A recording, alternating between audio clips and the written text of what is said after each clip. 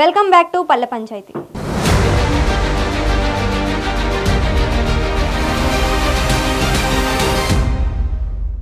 ఖమ్మం నియోజకవర్గంలో స్థానిక సంస్థల ఎన్నికల కోలాహలం మొదలైంది.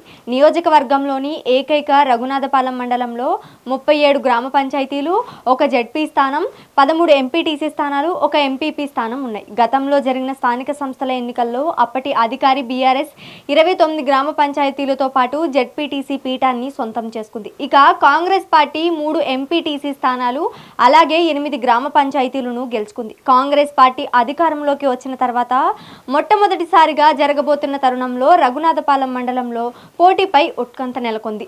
మరింత సమాచారం మా ప్రతినిధి దేవేందర్ అందిస్తారు. తెలంగాణ రాష్ట్రంలో కాంగ్రెస్ పార్టీ అధికారంలోకి వచ్చిన తర్వాత మొట్టమొదటిసారిగా జరిగే స్థానిక సంస్థల ఎన్నికల నోటిఫికేషన్ వెలువడక ముందే ఆశావాహులు తమ అదృష్టాన్ని పరీక్షించుకోవడానికి స్థానిక నేతలు, మంత్రులు, ఎమ్మెల్యేల వద్ద బారులు కడుతున్న పరిస్థితి ఉమ్మడి ఖమ్మం జిల్లాలో నెలకొంటా ఉంది. ఉమ్మడి ఖమ్మం జిల్లా వ్యాప్తంగా 10 నియోజకవర్గాలు ఉన్నాయి. ఖమ్మం జిల్లాలో 5 నియోజకవర్గాలు, అటు భద్రాద్రి కొత్తగూడెం జిల్లాలో 5 నియోజకవర్గాలు ఉన్నాయి. ఇక స్థానిక సంస్థల ఎన్నికల నోటిఫికేషన్ ఏ తరుణంలోనైనా విడుదల కావచ్చు అనే సంకేతాలు అధిష్టానం నుంచి జారీ కావడంతో ఆశావాహులంతా కూడా ప్రయత్నాల్లో నిమగ్నమై ఉన్నారు. స్థానిక సంస్థల ఎన్నికల నోటిఫికేషన్ ఎప్పుడు వచ్చినా సరే గెలిపే లక్ష్యంగా అన్ని రాజకీయ పార్టీలు కూడా సమాయత్తమవుతున్న పరిస్థితి ఉమ్మడి ఖమ్మం జిల్లాలో చోటు చేసుకుంటుంది.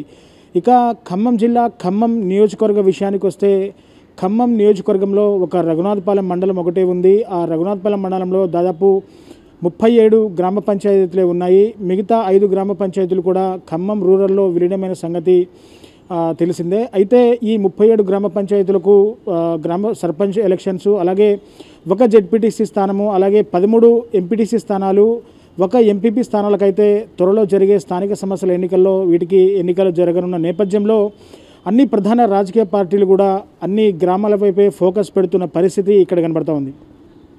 సో ముఖ్యంగా గత స్థానిక సంస్థల ఎన్నికల్లో దాదాపు 3 ఎంపీటీసీలు అలాగే 8 గ్రామ పంచాయతీలని కాంగ్రెస్ పార్టీ గెలుచుకోగా మిగిలిన 10 ఎంపీటీసీలు అలాగే 29 గ్రామ పంచాయతీలు, ఒక ఎంపీపీ కూడా బీఆర్ఎస్ పార్టీ గెలుచుకున్న పరిస్థితి రఘునాథపాలెం మండలంలో నెలకొంది. అయితే ఈసారి ఫైట్ చాలా టఫ్గానే ఉండబోతుందని చెప్పేసి రాజకీయ విశ్లేషకులు అంచనా వేస్తున్న పరిస్థితి అయితే ఖమ్మం నియోజకవర్గం రఘునాథపాలెం మండలంలో కనబడుతూ ఉంది. ఇక రఘునాథపాలెం మండలం విషయానికి వస్తే ఇది పూర్తిగా గిరిజన ప్రజలు ఎక్కువగా ఉన్న గిరిజన ఏజెన్సీగా రఘునాథపాలెం మండలాన్ని చెప్పుకోవచ్చు. దాదాపు 37 గ్రామ పంచాయతీలు ఉంటే అందులో దాదాపు 20కి పైగా గ్రామ పంచాయతీలన్నీ కూడా గిరిజన గ్రామ పంచాయతీలుగా ఉన్నాయి. సో పూర్తిగా ఇందులో రఘునాథపాలెం మండలంలో ఒక జెడ్పీటీసీ, 13 ఎంపీటీసీ అలాగే ఒక ఎంపీపీ స్థానానికి ఈ స్థానిక సంస్థల ఎన్నికలు జరగనున్నాయి. పూర్తిగా రఘునాథపాలెం మండలంలో దాదాపు 40,000 పైచిలకు ఓటర్లు కూడా రఘునాథపాలెంలో ఉన్న పరిస్థితి ఇక్కడ కనపడుతుంది. ఇక రాజకీయ పార్టీల విషయానికి వస్తే ఈసారి ఖమ్మం నియోజకవర్గం నుంచి ఎమ్మెల్యేగా మంత్రి తుమ్మల నాగేశ్వరరావు రాష్ట్ర కేబినెట్లో వ్యవసాయ శాఖ మంత్రిగా ప్రాతినిధ్యం వహిస్తున్న పరిస్థితి కనబడుతూ ఉంది. గతంలో ఇదే ఖమ్మం నియోజకవర్గం నుంచి కూడా పువ్వాడ అజయ్ కుమార్ బీఆర్ఎస్ నుంచి భారీ స్థాయిలో గెలుపొందారు. తను కూడా రాష్ట్ర కేబినెట్లో బీఆర్ఎస్లో రవాణా శాఖ మంత్రిగా పనిచేసిన అనుభవం అయితే పువ్వాడ అజయ్ కుమార్కి అయితే ఉంది.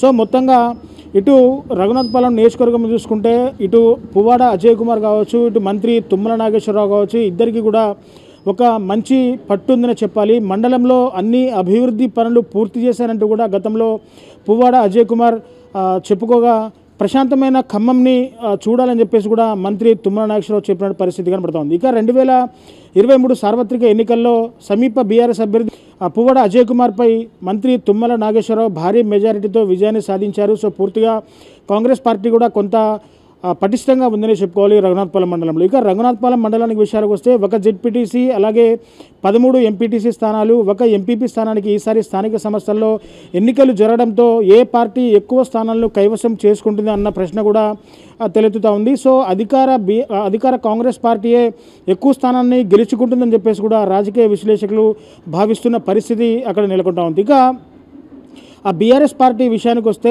కాంగ్రెస్ పార్టీ ఎన్నికల్లో ఇచ్చిన 6 గ్యారెంటీల అమల్లో భాగంగా కొన్ని గ్యారెంటీలు అమలు చేయలేదు కాబట్టి ఈ ప్రజల్లో ఉన్న వ్యతిరేకతను ప్రజల్లోకి తీసుకెళ్లి బీఆర్ఎస్ పార్టీ దీన్ని ఓటు బ్యాంకుగా మలుచుకునేందుకు కూడా బీఆర్ఎస్ నాయకులు తీవ్రంగా యత్నిస్తున్న పరిస్థితి కనబడుతోంది. దీనికి తోడు మొన్న కేటీఆర్ టూర్లో కూడా కాంగ్రెస్ పార్టీపై భారీ విమర్శలు అయితే కేటీఆర్ చేయడం జరిగింది. ఈ విమర్శలకు కాంగ్రెస్ పార్టీ కూడా గట్టిగానే సమాధానం ఇచ్చిన పరిస్థితి కనబడుతోంది. ఇక బీజేపీ, జనసేన, టీడీపీ పార్టీలు ఇంకా మహాకూటమిగా ఏర్పడి ఈసారి స్థానిక సంస్థల ఎన్నికల్లోకి పోతే కనుక వాళ్ళు కూడా కొన్ని సర్పంచ్ స్థానాలు, అలాగే ఎంపీటీసీ, జెడ్పీటీసీ, ఎంపీపీ స్థానాలను కూడా కొంత చీల్చే అవకాశం ఉంది. కాబట్టి వాళ్ళు కూటమిగా వెళ్తారా లేకుంటే వాళ్ళు సింగిల్గా ఎన్నికల బరిలో ఉంటారనేది కూడా వేచి చూడాల్సిన పరిస్థితి ఉంది. ఇక సిపిఐ అయితే పొత్తు ధర్మంలో భాగంగా కాంగ్రెస్ పార్టీతో పొత్తు పెట్టుకోవాలా లేదా అనే విషయం మీద వాళ్ళు కూడా చర్చలు జరుపుతూ ఉంది. ఇక సిపిఐ-ఎంఎల్ పార్టీ కూడా ఈసారి స్థానిక సంస్థల ఎన్నికల్లో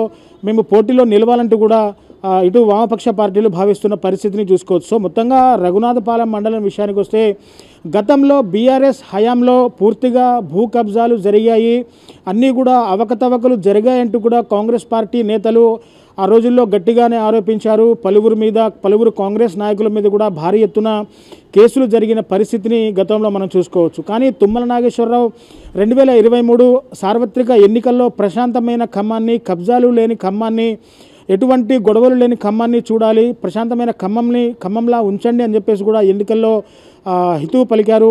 అదేవిధంగా ఖమ్మంలో అభివృద్ధి పనుల్లో కూడా తుమ్మల నాగేశ్వరరావు తన మార్కును చూపించుకుంటూ ముందుకు వెళుతున్న పరిస్థితి కనపడుతోంది. రాష్ట్ర వ్యవసాయ శాఖ మంత్రిగా ఉంటూ ఖమ్మం నియోజకవర్గం నుంచి కూడా బాధ్యతలు చేపడుతూ రాష్ట్రమంతా కలియదిరుగుతూ ఇక్కడ ప్రజల్లో ఎటువంటి ఇబ్బందులు, కష్టాలు వచ్చినా కానీ వారి కష్టాల్లో నేనున్నానంటూ కూడా తుమ్మల నాగేశ్వరరావు వారి వెన్నంట నడుస్తున్న పరిస్థితి కనబడుతుంది. అంటే క్యాబినెట్లో మంత్రిగా చేసిన సీనియర్ మంత్రిగా స్వీయ అనుభవం కూడా తుమ్మల నాగేశ్వరరావుకి ఎక్కువ ఉంది. సో ఈసారి అవన్నీ కూడా స్థానిక సంస్థల ఎన్నికల్లో కాంగ్రెస్ పార్టీకి కలిసి వచ్చే అంశంగానే చెప్పుకోవాలి. ఇక బీఆర్ఎస్ పార్టీలో కూడా నాయకులు కూడా చాలామంది ఎక్కువగానే ఉన్నారు. గత స్థానిక ఎన్నికల్లో కూడా బీఆర్ఎస్ పార్టీ అత్యధిక సర్పంచ్ స్థానాలు, ఎంపీటీసీ స్థానాలు కూడా కైవసం చేసుకుంది. 13 ఎంపీటీసీ స్థానాలకు గత స్థానిక సంస్థల ఎన్నికలు జరగగా 10 స్థానాలు ఎంపీటీసీ స్థానాలని బీఆర్ఎస్ పార్టీ కైవసం చేసుకుంది.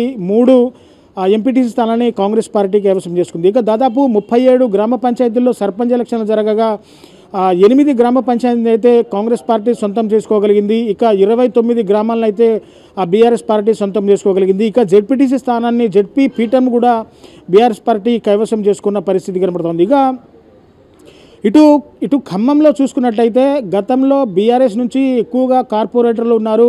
కార్పొరేషన్ ఎలక్షన్లు కూడా ఈ స్థానిక సంస్థలు ఎలక్షన్ అయిపోయిన తర్వాత కార్పొరేషన్ ఎలక్షన్లు కూడా జరగనున్నాయి. సో కార్పొరేటర్లు అంతా కూడా కాంగ్రెస్ అధికారంలోకి రాగానే అందరూ కూడా కాంగ్రెస్ పార్టీలో కాంగ్రెస్ తీర్థం పుచ్చుకున్న పరిస్థితి కనబడుతుంది.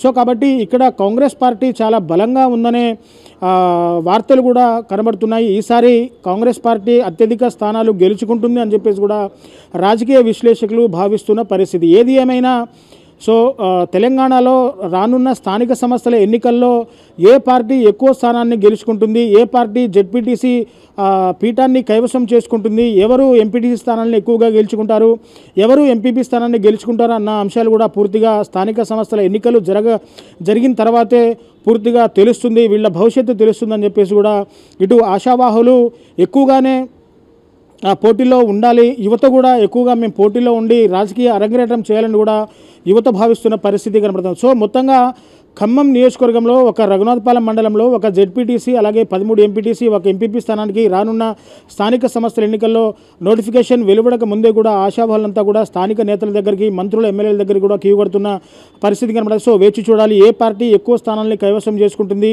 ఎవరు జెడ్పీ పీఠాన్ని కైవసం చేసుకుంటారో కూడా రానున్న స్థానిక సంస్థల ఎన్నికల్లో కూడా పూర్తిగా వాళ్ళ భవిష్యత్తు కూడా తేలిపోనున్న పరిస్థితి ఇటు ఉమ్మడి ఖమ్మం జిల్లాలో నెలకొంటున్న పరిస్థితి కనబడుతుంది. సో ఇది ఖమ్మం నియోజకవర్గం మీద స్థానిక సంస్థల ఎన్నికలపై తాజా సమాచారం. కెమెరా పర్సన్ హరిప్రసాద్తో reporter Devender, mega nine TV Khammam నుంచి.